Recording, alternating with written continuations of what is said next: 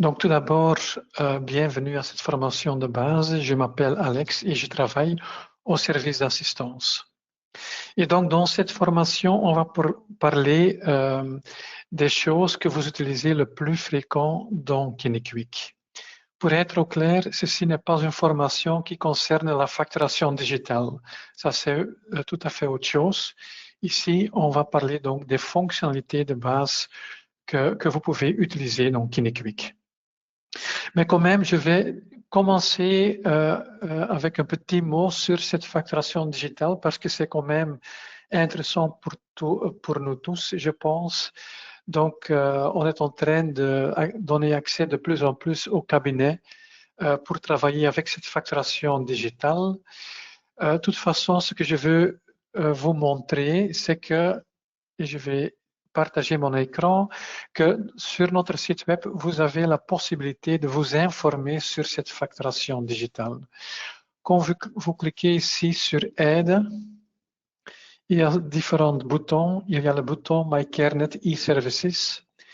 Et quand vous cliquez là-dessus, vous entrez sur une page avec plusieurs choses. Il y a la rubrique préparation. Donc, qu'est-ce qu'il faut faire comme préparation pour pouvoir commencer avec cette facturation digitale? Entre autres, il faut disposer d'un certificat e-health et tout ça. Donc, vous pouvez lire à votre aise. Puis, pour démarrer, il y a le guide qui explique ce qu'il faut faire pour démarrer la facturation digitale parce que KineQuick peut vous donner accès à la facturation digitale, mais c'est toujours au niveau de cabinet qu'il faut faire quelque chose, une action spécifique pour activer la facturation digitale. Il faut faire quelque chose dans le mode admin et c'est donc expliqué dans le guide que vous trouvez ici. Ce que je veux vraiment vous encourager, c'est de regarder la vidéo. On a fait une vidéo d'à peu près demi-heure et dans cette vidéo, on explique ce qui change par rapport à la facturation digitale. Qu'est-ce qui change dans KineQuick et dans la manière de travailler? C'est quand même très important d'être au courant avant de commencer avec la facturation digitale parce que quand vous avez activé la facturation digitale, vous ne pouvez plus mettre un pas en arrière. Hein. Donc, quand vous êtes prêt, vous pouvez commencer avec cette facturation digitale et regarder donc d'abord la vidéo. En plus, c'est au niveau du cabinet qu'on commence avec la facturation digitale. Donc, tous les thérapeutes dans le cabinet doivent être prêts. Et le mieux, c'est que chaque thérapeute a regardé la vidéo. Puis, il y a encore un manuel qu'on a encore mis à jour la semaine passée avec pas mal de guides, avec des explications plus détaillées, avec des captures d'écran et tout ça. Et encore la rubrique foire aux questions avec les questions les plus fréquentes. Ce sont des questions qui ont été posées par nos pilotes les derniers mois. Et donc, vous y trouvez pas mal de questions et réponses. Donc, avec tout ça, vous pouvez donc vous informer très détaillé avant de commencer la facturation digitale. Voilà, jusque-là. Et donc, maintenant, on passe vers cette formation de base. Et donc, on va parler des fonctionnalités que vous utilisez le plus souvent dans KineQuick. C'est ça que je vais faire en premier. Puis après, je vais encore passer en revue très rapidement de différentes autres fonctionnalités qui existent dans KineQuick, jusque vous entendez ça et que vous savez que ça existe. Et tout à la fin, je vais encore vous dire où vous pouvez trouver plus d'infos et un mot en plus sur le helpdesk. Excusez-moi. Voilà. Si vous avez des questions pendant cette formation, vous pouvez mettre votre question dans le chat et comme ça, je regarde vers la fin s'il y a des questions et je vais encore essayer de répondre à vos questions. Mais il y a pas mal de choses à vous expliquer, donc on commence. Et on va commencer avec la recherche d'un patient. Donc, la liste des patients se trouve tout le temps ici à gauche et ils sont là dans l'ordre alphabétique sur le nom de famille. Donc, vous pouvez tout simplement aller chercher votre patient ainsi. Vous pouvez évidemment utiliser les lettres qui se trouvent ici à gauche pour naviguer plus vite vers le nom qui commence avec la lettre T, par exemple. Voilà. Donc, ça, c'est une manière pour faire une recherche d'un patient. Et vous pouvez aussi utiliser ceci, où vous pouvez taper le nom du patient que vous avez besoin. Donc, si je mets, par exemple, Peter, je commence à taper et la liste s'adapte et on voit tous les patients qui ont cette lettre dans leur nom de famille ou le prénom. Donc, il cherche sur le nom et le prénom. Si jamais vous voulez chercher d'une autre manière sur une autre donnée, vous cliquez sur cette petite flèche en bleu et ici il y a d'autres champs et vous pouvez par exemple faire une recherche sur base de numéro de téléphone ou sur base d'email, sur base d'adresse et tout ça. Donc tout ça c'est possible. Je vais décocher de nouveau et cliquer sur le bouton. Et donc, par défaut, il fait la recherche sur base de nom et prénom. Et puis finalement, ici, en haut, il y a un filtre. Et par défaut, il y a tous les patients. Je vais cliquer maintenant sur la croix pour obtenir toute la liste de nouveau. Mais si je trouve que c'est trop, je peux mettre un filtre pour limiter ma liste des patients. Je peux, par exemple, choisir de juste montrer les patients actifs ou les patients avec une prescription active ou des patients qui ont un rendez-vous dans les 10 jours, etc., etc. Et comme ça, vous pouvez donc mettre ce filtre et limiter la liste des patients pour plus vite trouver votre patient. Voilà. Et puis, on va créer un patient. Donc, il y a un nouveau patient. On va le créer dans le système. Il y a deux manières pour le faire. Vous pouvez demander à la personne d'insérer sa carte ID dans le lecteur si vous avez évidemment cette lecteur de carte ID. Et quand vous cliquez puis après sur ce bouton-là, alors KineQuick va lire les données qui se trouvent sur cette carte ID et les déjà saisir dans votre programme. Ça, c'est une manière. Et puis, vous pouvez encore ajouter d'autres champs. Une deuxième possibilité, et c'est ce que je vais faire maintenant, vous pouvez cliquer ici sur Nouveau patient et comme ça, vous commencez à saisir toutes les données manuellement. Un premier champ, c'est le numéro NIS. Ce n'est pas obligatoire, mais on vous recommande de remplir quand même le numéro NIS. Je vais vous expliquer pourquoi c'est intéressant par après. Et puis, ce qui est obligé, c'est le prénom et le nom de famille. Donc, je vais créer un patient fictif. Jean Goffin, par exemple. Et puis, il y a d'autres champs. Il ne faut pas remplir tous ces champs. Vous allez juste remplir ces champs qui vous semblent utiles. Hein. Par exemple, le numéro de téléphone, évidemment, ça peut être intéressant de voir ses données de contact, son adresse email, son adresse. Donc, vous pouvez tout mettre ça dans le système si vous voulez. Vous pouvez également mettre son numéro de banque. Hein. Vous cliquez sur modifier et puis vous pouvez y mettre le compte bancaire du patient. Ce n'est pas nécessaire, mais c'est présent et vous utilisez ce que vous semble utile. OK, comme vous voyez ici, il y a 5 onglets. On a maintenant rempli quelques données dans ce premier onglet. Il y a encore d'autres onglets. Vous pouvez naviguer vers un onglet suivant par ici ou en cliquant sur Suivant. Et donc, on arrive maintenant sur l'onglet Extra et ça commence avec les données de la mutuelle. Si le numéro NIS est rempli et vous disposez d'un certificat e-health, alors les données de la mutuelle sont remplies automatiquement.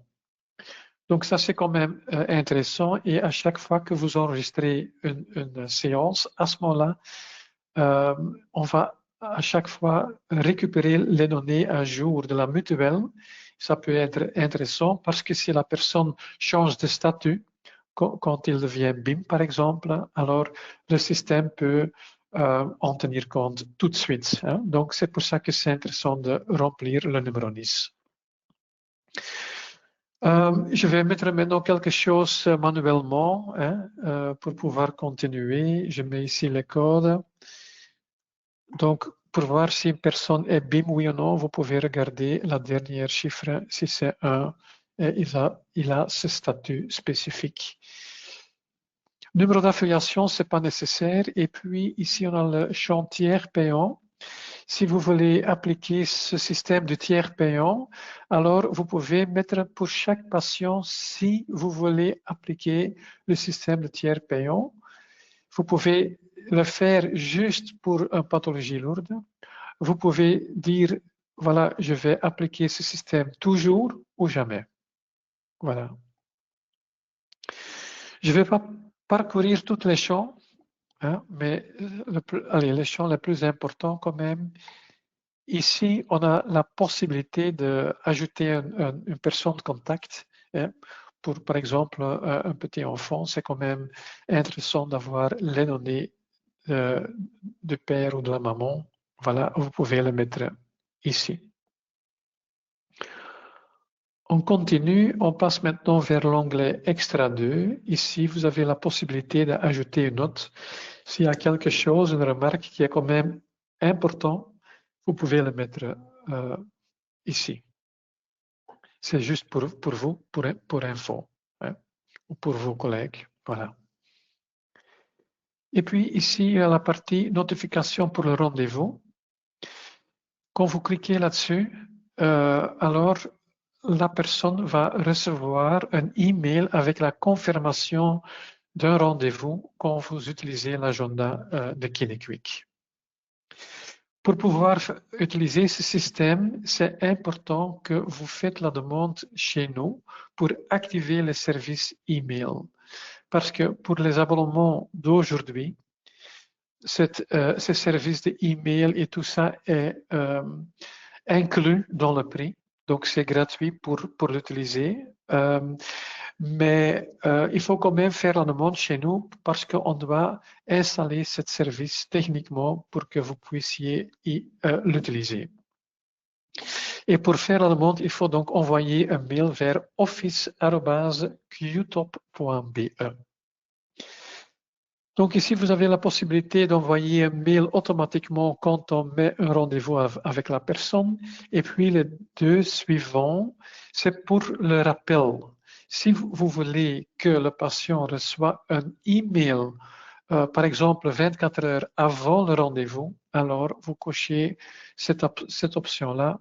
Et si les services sont activés, évidemment, et l'adresse email est remplie pour le patient, alors ce rappel va être envoyé automatiquement. Vous pouvez également envoyer un rappel par SMS. Là aussi, si vous voulez utiliser ce système-là, il faut faire la demande via office@qtop.be pour qu'on mette ça en place techniquement. Et là, vous ne payez pas, vous ne payez rien en plus à nous, mais il faut quand même payer un paquet de SMS parce qu'il faut payer le service SMS Tools via lequel vous pouvez donc envoyer des SMS. Si vous faites la demande, vous recevez un email de nous avec toute l'info sur les SMS. Voilà. OK, ici, c'est important d'enregistrer les frais de déplacement pour chaque séance, évidemment pour les séances à domicile. Hein, donc, n'oubliez pas de cocher ça si vous voulez également facturer les frais de déplacement. Voilà, jusque-là, on passe au onglet suivant. Ici, vous avez la possibilité de marquer quand la personne est disponible pour avoir des séances. Hein. Donc, c'est juste pour info, ça ne bloque rien, mais c'est peut-être quand même facile si vous savez qu'à telle date, à tel jour, la personne est disponible pour fixer un rendez-vous. Voilà. Et puis finalement, on a l'onglet adresse. Ici, vous pouvez encore ajouter des adresses supplémentaires. Par exemple, pour un enfant avec des parents qui sont divorcés, alors c'est possible d'ajouter les données du papa et les données de la maman et peut-être encore d'autres. Donc, c'est possible dans cet dernier onglet. Et puis, à la fin, n'oubliez pas de cliquer sur enregistrer, sinon vos données sont perdues. Et donc, il me demande encore une fois si, allez, pour dire que le numéro NIS, c'est en néerlandais ici, mais bon, c'est parce que le thérapeute est néerlandophone. Mais pour dire que le numéro NIS n'est pas rempli, est-ce que je veux continuer? Je confirme, voilà. Et maintenant, le patient est créé dans le système et on a donc ici Jean Goffin. OK. Et puis, on va introduire une nouvelle situation pathologique qui est une prescription. Et je le fais en cliquant sur ce bouton ici. Et donc, comme vous voyez, il y a 5 types de couverture. Donc, par défaut, c'est mutuel et sans doute, c'est ce que vous utilisez le plus souvent. C'est qu'il y a une attestation et la mutuelle paye une partie du traitement.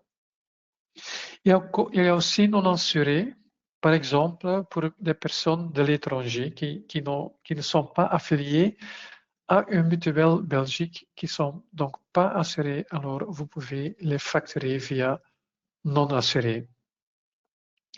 Il y a la couverture assurance, par exemple pour des accidents de travail. Si les coûts sont payés par une société d'assurance, alors vous choisissez ici assurance. Petit détail, si c'est un cas qui travaille avec Assurcard ETIAS, on a un lien avec eux et donc quand vous allez facturer pour Assurcard, cette facture sont envoyées digitalement à ETIAS. Pour les autres sociétés d'assurance, ce n'est pas fait automatiquement. Donc, vous pouvez facturer, mais il faut par après envoyer les factures par poste ou par mail vers la société d'assurance. Et puis, il y a thérapie ouverte. Ceci, c'est pour toutes les choses pour lesquelles il n'y a pas de numéro de nomenclature. Et par exemple, l'ostéopathie, chiropraxie, oui, ici c'est en néerlandais, mais c'est une version démo. Hein. Donc, pour toute chose pour laquelle il n'y a pas de code nomenclature, vous pouvez donc utiliser thérapie ouverte. Même, par exemple, si vous vendez quelque chose au patient, vous pouvez le mettre ici. Vous pouvez ajouter vous-même quelque chose comme vous voulez. Puis, vous pouvez choisir une icône ici et mettre l'honoraire que vous pouvez donc changer. Voilà. Et puis, finalement, il y a aussi le type MRS. OK, mais c'est moins utilisé. Donc, pour notre exemple ici, on va prendre le cas le plus fréquent. Là, on va donc travailler avec la mutuelle. J'enregistre pas encore. Donc, voilà, j'ai choisi la couverture maintenant. Ici, on choisit le type de pathologie. Et donc, on va prendre par exemple pathologie courante. Je peux y mettre une description, par exemple mal au dos. Je ne suis pas kinésiste, donc sans doute vous allez y mettre une description plus détaillée de problématiques de la personne. Et puis, vous cliquez sur enregistrer et automatiquement, on passe maintenant vers l'écran de la prescription.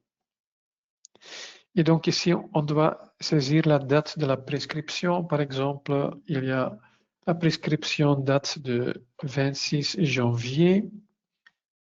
Vous avez la possibilité, c'est pas obligé, mais vous pouvez y mettre la qui est responsable si, par exemple, vous dites c'est surtout Emma Dubois qui va traiter cette patient-là. Vous pouvez mettre Emma Dubois, mais ce n'est pas obligatoire.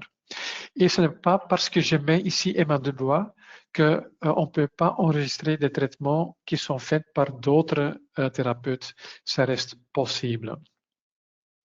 Puis, il faut mettre le lieu de soins. Aussi, en général, où est-ce que les traitements vont se passer? Est-ce que c'est au cabinet? Est-ce que c'est au domicile du patient, à l'hôpital, etc. Oui. Aussi, quand je choisis ici cabinet kiné, ça ne veut pas dire que je ne peux pas enregistrer un traitement qui est fait à domicile. Hein. Mais c'est ce qui se passe le plus souvent, ce sera en cabinet. OK. Ici, je peux donc mettre la fréquence, je peux taper moi-même, je peux choisir de la liste, mais la personne va venir 3 fois par semaine. Et puis, il y a le nombre de séances prescrites.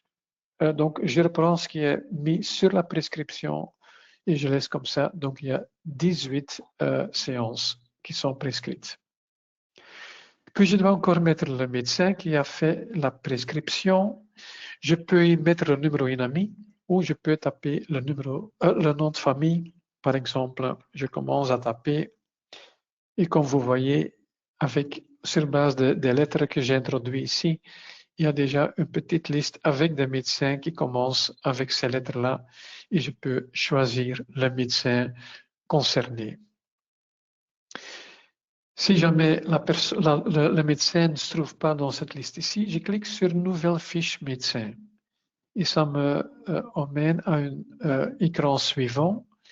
Là, j'ai une liste plus grande avec tous les médecins et je peux donc aller chercher le médecin qui a fait la prescription. Je tape un tout petit plus et donc la liste s'adapte et je peux donc choisir, par exemple, c'est bien ce médecin-là. Je clique sur sélectionner et le médecin est ajouté à ma prescription. Si le médecin n'est pas présent dans la liste parce que c'est peut-être un nouveau médecin qui n'est pas encore dans la liste, alors vous pouvez l'ajouter manuellement. Vous cliquez sur « Pas trouvé » et plus. Ici, vous pouvez introduire les données du médecin. Petit détail, si c'est un médecin qui vient de l'étranger, c'est important, par exemple de la France, alors c'est important de mettre ici le code F pour France, parce que sinon, le système s'attend à un numéro INAMI et elle va vérifier si ce numéro existe, mais les médecins qui sont dehors de la Belgique n'ont pas ce numéro. Donc, c'est pour ça que c'est important de mettre le bon code du pays. Je ne vais pas le faire maintenant. Je vais maintenant choisir le médecin. Je sélectionne et le médecin est ajouté. Et puis, finalement, on a la nomenclature ici. Par défaut, ici, on met automatique. Ça veut dire que les codes nomenclature sont utilisés qui se trouvent ici dans ce rectangle ici. Donc, ça veut dire que pour les 9 premières séances, c'est ce numéro nomenclature qui va être utilisé.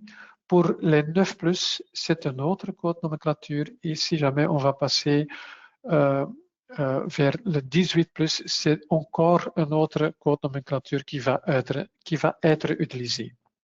Et à chaque fois, pour chaque code nomenclature, on voit l'honorarium, on voit le ticket modérateur, combien est-ce que le patient va payer et combien la mutuelle va payer. Et comme vous voyez, quand on va vers le 18+, la mutuelle ne paye un très petit montant et c'est surtout le ticket modérateur qui est plus élevé quand on va avoir plus de 18 séances. Voilà. Ici, vous avez la possibilité, par exemple, de mettre ticket modérateur et quand vous mettez ça, le ticket modérateur va être mis à 0. Donc, ça veut dire que pour ce patient, vous dites il ne doit rien payer, il y a juste la partie de la mutuelle, mais ça veut dire aussi pour votre revenu que ce n'est que ce montant que vous allez recevoir. Et aussi la possibilité de mettre un montant fixe, ça c'est surtout utilisé par les thérapeutes déconventionnés qui peuvent mettre leurs tarifs comme ils veulent. Mais peut-être pour cette personne-ci, je veux quand même utiliser un montant adapté. Alors, je peux utiliser ce montant fixe. Mais je vais remettre sur 100% parce que sans doute ça va être le cas le plus fréquent. Puis, par après, à droite ici, vous pouvez donc fournir la prescription. Pour l'instant, ce n'est pas encore obligé de le faire immédiatement, mais quand vous commencez avec la facturation digitale, ce sera obligé de fournir la prescription tout de suite. Parce qu'au moment que vous enregistrez la pathologie, il y a un e-agreement qui va être envoyé vers la mutuelle et eux, ils doivent disposer de toutes les données nécessaires pour prendre une décision. Mais donc, pour l'instant, ce n'est pas le cas. De toute façon, vous pouvez fournir la prescription ici en ce moment par scanner la prescription. Si la prescription se trouve déjà sur votre ordinateur, vous pouvez charger une image. Si avant vous avez déjà importé ou scanné la prescription, il se trouve dans l'historique patient et alors vous pouvez récupérer la prescription en cliquant sur ce bouton-ci. Je ne vais pas le faire maintenant, je vais donc enregistrer. Il me demande encore une fois si je veux scanner la prescription. Non, je peux le faire après. Et donc, mon pathologie est créée avec la prescription. Voilà. Et maintenant, on peut commencer avec mettre des rendez-vous. Et donc, on passe ici en haut, il y a 3 onglets. Il y a le dossier de patient, il y a accueil et agenda. Dans accueil, là, vous pouvez trouver certaines informations qui peuvent être utiles. Par exemple, pour faire la demande d'intervention dynamique, quand vous cliquez là-dessus, vous allez vers le site web exact où vous pouvez donc faire la demande de la prime. Voilà.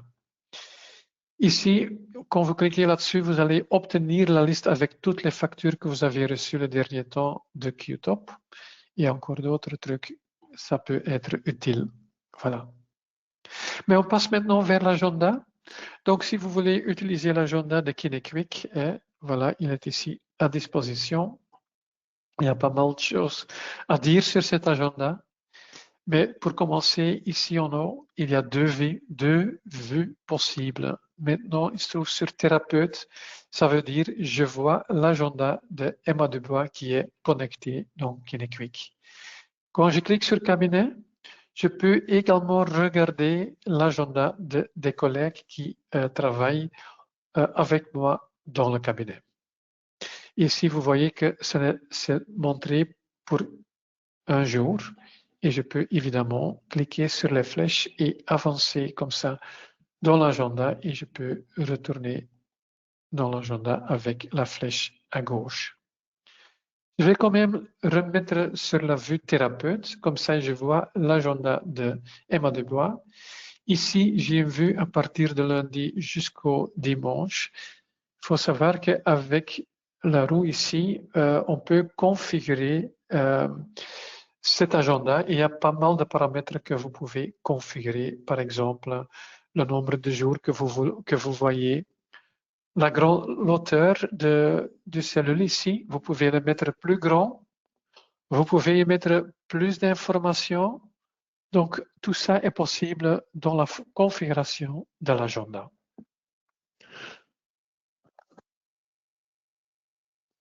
Excusez-moi. Voilà. Et maintenant, on va une fois mettre un rendez-vous. Par exemple, on va mettre un rendez-vous pour le vendredi. Ici, on a encore une place. Je clique là-dessus. Et quand je clique ici sur Jean Goffin, mon patient, alors il va tout de suite mettre un rendez-vous d'une demi-heure à partir de 12h30. Mais je peux également cliquer sur Nouveau rendez-vous Et quand je fais ça, il y a un nouvel écran qui s'ouvre et ici, j'ai plus de possibilités. Par exemple, je peux modifier la durée. Je peux créer un rendez-vous récurrent. Je peux ici créer le patient quand il est nouveau dans le système. Je peux le faire manuellement ou en lisant la carte ID. Voilà, donc je vais faire ceci. Donc on va créer un rendez-vous récurrent et on peut donc mettre les critères ici. Et par exemple, je veux en une fois créer 9 séances pour la personne. Il va venir chaque semaine et il va venir déjà vendredi parce que j'ai fixé déjà un rendez-vous le vendredi, mais il va aussi venir lundi et mercredi. Voilà. Je clique sur enregistrer et je dois encore une fois enregistrer ici. Et maintenant, il va me créer le rendez-vous pour Jean Goffin. Quand je clique là-dessus, comme vous voyez, à chaque fois, lundi, mercredi et vendredi, il y a des rendez-vous pour cette personne-là. Je retourne en cliquant sur aujourd'hui et je reviens donc sur la semaine d'aujourd'hui. Voilà. Il y a encore d'autres possibilités avec cet agenda. Par exemple, vous pouvez utiliser des couleurs, comme vous voyez ici. Et cette couleur, c'est pour des rubriques vastes. Et donc des choses qui reviennent régulièrement. Par exemple, je vais continuer une semaine, j'ai plus de place. Allez, plus de place ici. À partir de la semaine prochaine, dans l'après-midi, par exemple ici, je prends couleur arrière-plan et j'indique que je vais travailler dans la maison de repos. Ces couleurs ici, je peux les mettre comme je veux. Hein. Je peux mettre une autre description RVS ou enfin n'importe d'autres choses. Je laisse maintenant en néerlandais. Je peux choisir les couleurs et tout ça. Voilà. Je peux également dire que ce n'est que pour le lundi qui vient, le 9 février, ou chaque lundi. Donc, je peux créer un rendez-vous récurrent, mais je vais maintenant juste mettre pour lundi 9 février. Et comme ça, avec la couleur, c'est indiqué que je ne suis pas disponible à ce moment-là. Il y a aussi la possibilité de mettre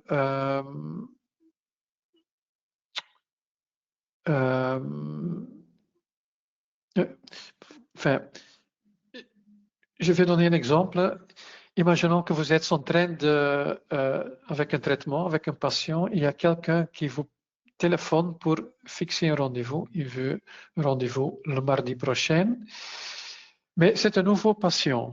Donc, vous n'avez pas les données du patient. Donc, quand vous cliquez sur Nouveau rendez-vous, vous pouvez ajouter le patient par ce chemin ici, mais vous n'avez pas le temps parce que vous êtes en train de traiter un autre patient. Donc, vous pouvez cliquer sur Rendez-vous privé. Et comme ça, je peux... enfin, ici... oui, ah oui, j'ai par hasard cliqué d'abord sur Jean Goffin, donc c'est pour ça qu'elle a repris ça. Mais je prends un autre exemple. Je ne sais plus exactement parce qu'en néerlandais, c'est un autre libellé, donc je suis toujours un peu perdu. Quand je prends rendez-vous privé, voilà, il y a Jean-Michel qui a téléphoné, un nouveau patient, et je enregistre. Et donc, voilà, j'ai fixé maintenant un rendez-vous avec Jean-Michel. Et le moment que Jean-Michel arrive dans mon cabinet, je clique là-dessus et je peux convertir en rendez-vous patient. Et je rentre sur l'écran et c'est à ce moment-là que je peux saisir les données du patient manuellement ou via la carte ID. Voilà. Jusque-là, l'agenda. Il y a encore un autre truc qui est important à vous dire, c'est que vous pouvez utiliser l'agenda en ligne. Donc, si vous vous permettez aux patients de mettre un rendez-vous eux-mêmes, vous pouvez utiliser l'agenda en ligne. Pour utiliser cet agenda en ligne, c'est aussi inclus dans le prix, mais il faut envoyer de nouveau un mail vers office@qtop.be pour demander d'installer cet agenda en ligne pour vous. Quand c'est créé, vous allez obtenir un mail avec toute l'information sur cet agenda en ligne. Vous avez pas mal de possibilités pour configurer cet agenda et donc les guides nécessaires seront ajoutés dans ce mail-là. Vous pouvez dire exact quand vous êtes disponible. Hein. Vous avez le contrôle sur l'agenda avec pas mal de données que vous pouvez configurer. Voilà, jusqu'à l'agenda. Et donc, on retourne maintenant vers le dossier du patient. Et donc, on voit ici maintenant les 9 rendez-vous que j'ai mis dans l'agenda. Ils sont par ici. Et maintenant, donc, la personne a eu un traitement chez moi, alors je dois enregistrer cette séance, évidemment. Je peux faire ça de différentes manières. Je peux faire ça dans l'agenda même.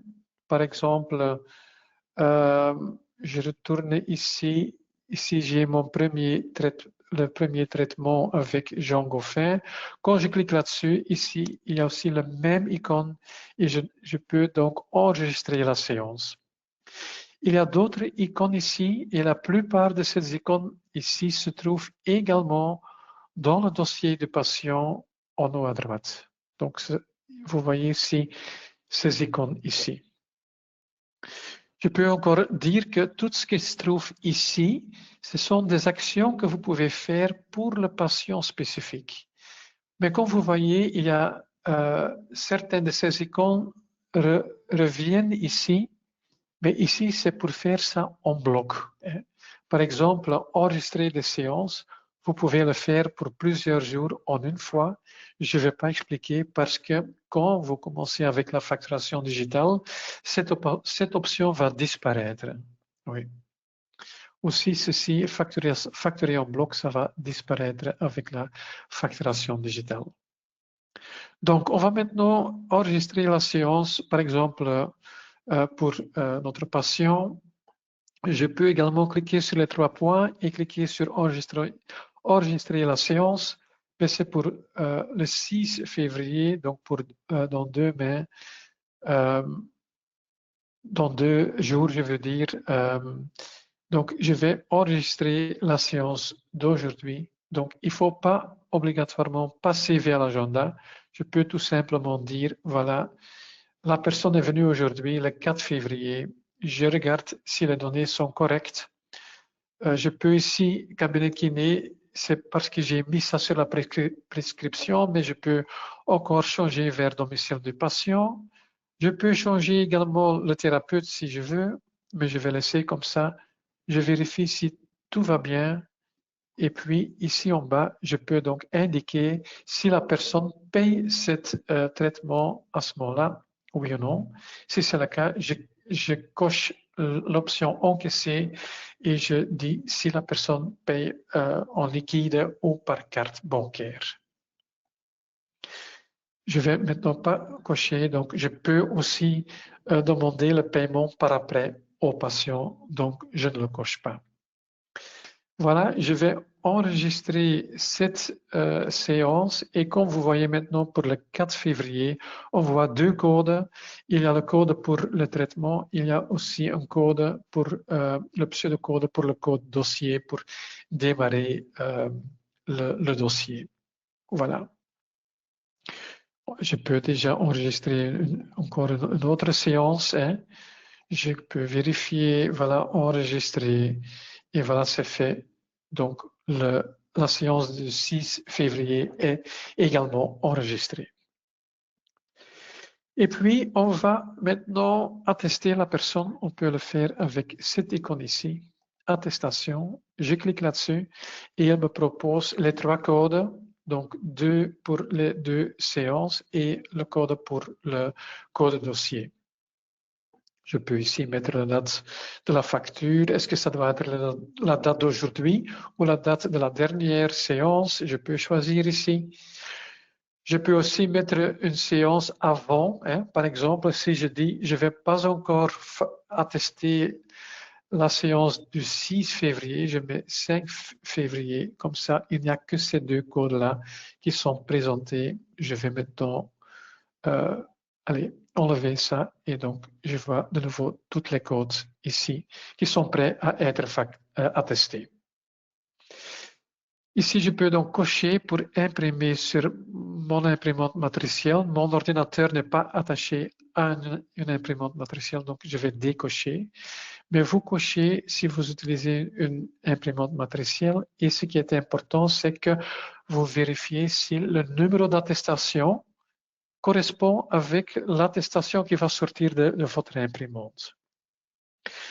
À chaque fois, KineQuick va augmenter ce numéro par 1, donc normalement ça fonctionne bien, mais le jour que votre imprimante matricielle bloque, hein, alors c'est possible que ce numéro ne correspond plus. Il faut corriger ça manuellement pour que le numéro d'attestation corresponde entre l'attestation digitale en KineQuick et ce qui est sorti sur papier.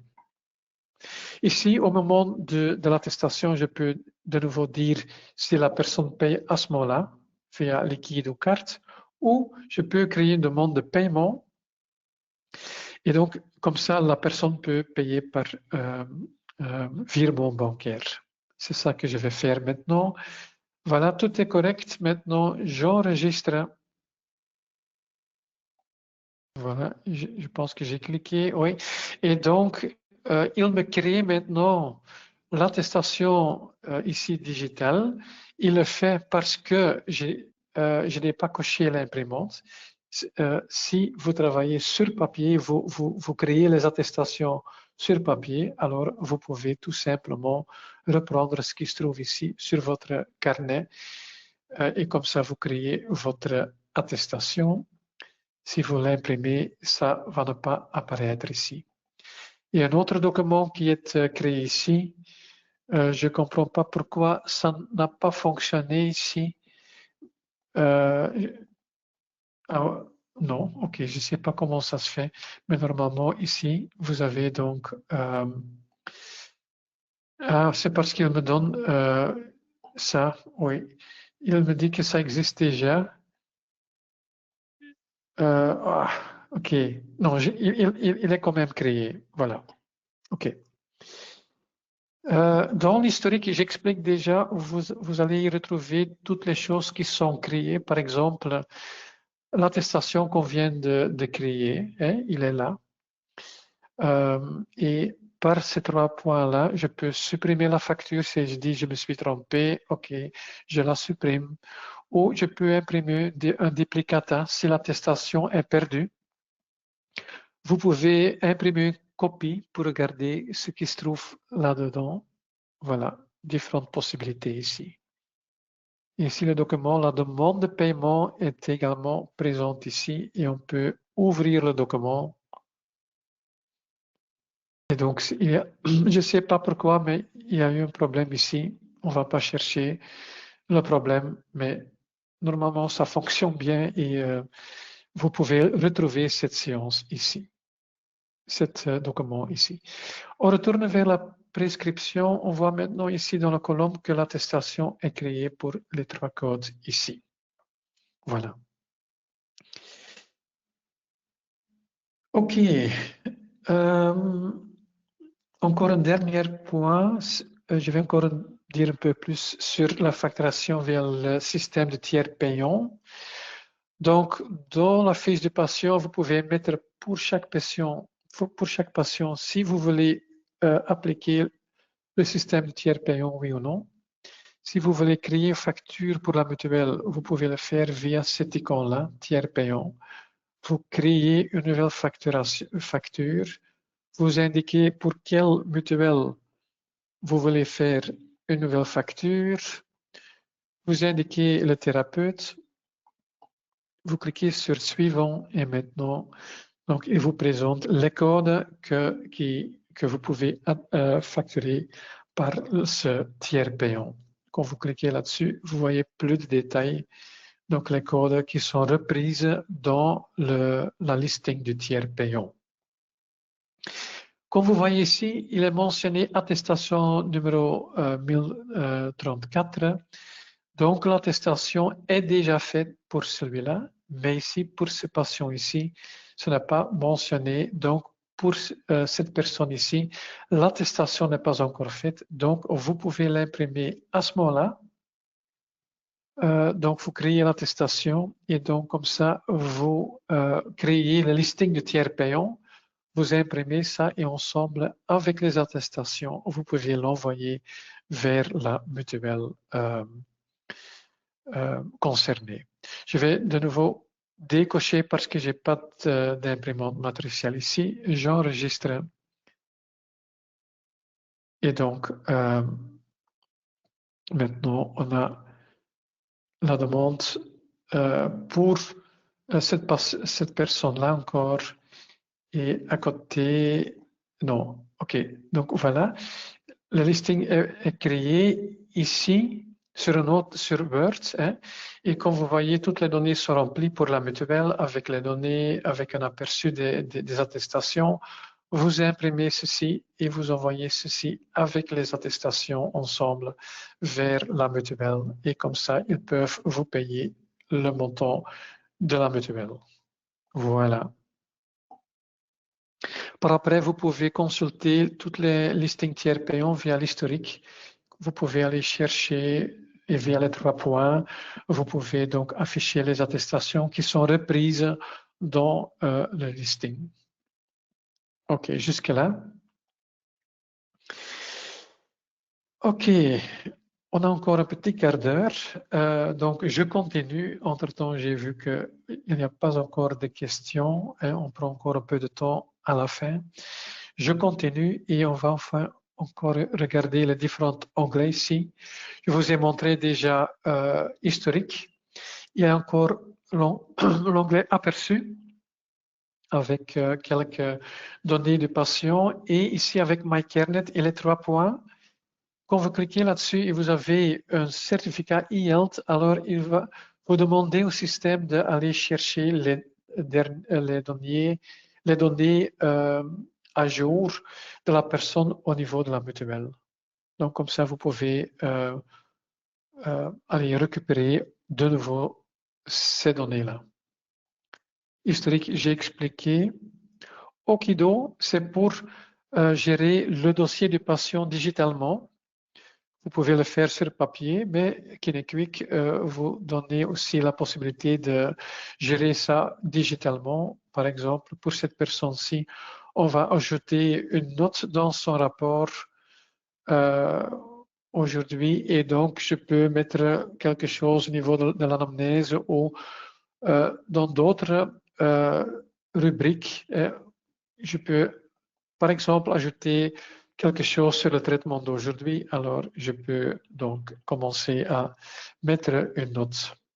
Je peux également utiliser ce qui se trouve ici en bas, c'est avec une guide, avec des rubriques encore plus détaillées et je peux mettre quelque chose au niveau des prestations. Donc, c'est une manière pour gérer le dossier du patient, mais plus guidé. Hein? Voilà. Quand vous travaillez avec ceci, vous pouvez créer un rapport. En cliquant sur rapport, vous pouvez sélectionner ce que vous voulez mettre dans ce rapport et vous pouvez envoyer ce rapport via le e-health message box. Ce n'est pas ici, mais quand vous disposez d'un certificat e-health, vous pouvez envoyer ça digitalement vers le médecin. Voilà. Il y a encore l'onglet Tester et mesures. Ici, vous pouvez donc démarrer certains tests comme le TNET, le test TNET ou pour le lymphe. Hein, et donc, vous pouvez lancer le test. Il y a des questions que vous remplissez. Et c'est une manière pour faire ce test et d'avoir les résultats digitalement dans KineQuick. Et ça aussi, vous pouvez par après envoyer vers le médecin, la mutuelle, etc. Il y a l'onglet médical administration. Je ne vais pas expliquer parce qu'on ne l'utilise pas encore. Et puis finalement, il y a l'onglet service extérieur Quand vous mettez votre carte ID et vous vous loguez avec votre carte, alors vous avez accès à cette partie ici. Ça, c'est surtout important au moment que vous allez utiliser la facturation digitale. Là, par exemple, vous pouvez activer la relation thérapeutique qui vous permet d'avoir accès au accord digital du patient, entre autres. Voilà. Jusque-là, la base. Maintenant, en vitesse, je vais encore vous montrer quelques d'autres fonctionnalités, mais c'est vraiment en vitesse. Ce qui est très intéressant ici, c'est le menu principal. Quand vous cliquez là-dessus, il y a la rubrique données. Vous pouvez, par exemple, faire une recherche sur une nomenclature spécifique pour avoir plus d'informations. Par exemple, pour accéder à ce code nomenclature, qu'est-ce qu'il faut faire pour y avoir accès? Donc, voilà. Via les data données, vous avez aussi accès aux médecins. Ça arrive que quand un médecin a une nouvelle spécialité, que les 3 derniers chiffres de son numéro ANAMI changent, alors vous pouvez le modifier dans votre KineQuick par ce chemin-ci. Encore un autre truc, export données patients. Si vous voulez obtenir une liste de tous vos patients avec leur adresse email, par exemple, vous pouvez le faire avec l'export données patients. Il y a encore d'autres possibilités ici. Sur le menu principal, vous avez aussi un rapport. Un rapport financier, ça vous permet de créer un rapport, par exemple, sur base de vos attestations pour tout 2025. Donc, pour votre comptabilité, si vous voulez avoir un aperçu de toutes les attestations en 2025, vous mettez la date début, la date de fin, vous indiquez mutuelle, payé, impayé. Donc, vous pouvez choisir si vous voulez juste avoir les attestations qui ont été payées, OK, vous décochez impayé.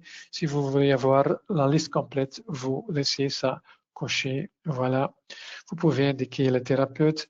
Vous pouvez choisir de créer un fichier PDF ou CSV. Si vous utilisez CSV, c'est un fichier que vous pouvez ouvrir par après dans Excel ou un logiciel semblable. Et comme ça vous permet de travailler sur la liste. Vous pouvez trier la liste, vous pouvez y mettre des remarques et tout ça. Donc, si vous voulez ajouter des choses, ça peut être intéressant d'utiliser le type de fichier CSV. Il y a encore d'autres rapports intéressants, par exemple, les paiements reçus, qui vous donnent un aperçu de tous les paiements jour par jour. Si c'est par liquide, par carte bancaire ou par virement, vous voyez ce qui entre dans votre cabinet par ce rapport-là. Et encore un autre truc, séance non attestée, si vous dites, je ne sais plus quel patient je dois encore attester, alors vous pouvez ici trouver un aperçu de toutes les séances qui ne sont pas encore attestées. Il y a encore d'autres trucs, c'est trop pour vous expliquer, mais le smartphone ici, quand vous voulez installer KineQuick sur un autre ordinateur ou sur votre smartphone, vous avez besoin de code connexion pour mettre le lien entre KineQuick et votre cabinet et vous le retrouvez par ici. Qu'est-ce qu'on a encore dans le menu principal pour une raison de notre. OK, il est là de nouveau. Qu'est-ce qui est encore intéressant? La configuration. Vous pouvez configurer l'agenda ici. Les mails qui sont envoyés, ce sont des modèles qui sont définis au niveau du cabinet, mais si vous voulez un modèle personnalisé, vous pouvez le faire par ce chemin ici. Voilà, ça c'est le plus important. Si vous travaillez avec l'agenda et vous laissez envoyer des emails ou des SMS, vous pouvez consulter dans cette liste ici, toutes les emails et SMS et ça peut arriver que l'envoi d'un email a échoué, alors vous allez pu retrouver ça dans cette liste-là. OK, jusque-là, je veux respecter le temps. On a encore 5 minutes. Finalement, je veux encore dire que si vous avez par après besoin de plus d'infos, vous pouvez donc aller chercher notre site web et via le bouton Aide ici, vous avez plusieurs boutons. Par exemple, ici le périphérique et matériel. Si vous ne savez plus, si votre ordinateur suffit encore aux exigences parce qu'il est peut-être déjà vieux, alors vous pouvez consulter les exigences minimales pour que KineQuick fonctionne bien. Il y a encore des vidéos spécifiques sur des thèmes spécifiques. Il y a les formations de base que vous pouvez regarder de nouveau par ce chemin ici. Il y a des questions les plus fréquentes. Là, par exemple, vous pouvez trouver comment faire la demande pour un certificat e-health et comment on peut charger ce certificat dans KineQuick. Et finalement, il y a le manuel complet et là, vous trouvez pas mal de guides qui expliquent au niveau d'administration, au niveau de l'utilisation de KineQuick. Vous pouvez cliquer et comme vous voyez, il y a beaucoup de guides qui vous expliquent en détail comment vous faites certaines choses. Vous pouvez, par exemple, utiliser ici le search et vous cherchez sur, par exemple, tiers payant. Et donc, il va vous afficher tiers payant. Voilà, il va vous afficher tous les guides qui contiennent le tiers paye, comme j'ai introduit ici. Et donc, je peux aller regarder plus en détail comment tout fonctionne. De toute façon, si vous avez un problème ou s'il y a un truc que vous ne comprenez pas ou que vous ne savez pas comment faire, vous pouvez évidemment consulter le service d'assistance. Vous pouvez nous joindre par téléphone tous les jours entre 9h et 13h. Vous pouvez nous envoyer un email. L'adresse email est helpdesk@qtop.be. Si jamais vous voulez nous parler, mais ce n'est pas possible pendant l'avant-midi, vous pouvez nous envoyer un mail et demander de mettre un rendez-vous, par exemple, demain à 3 heures dans l'après-midi. Et comme ça, on prend contact avec vous et on peut donc parler de vos questions ou de vos problèmes. Et ce qui est intéressant ici, tout en haut à droite, il y a le bouton pour accéder au TeamViewer. Et comme ça, on peut reprendre votre écran et regarder en détail de ce qui se passe exactement pour comprendre le problème que vous rencontrez.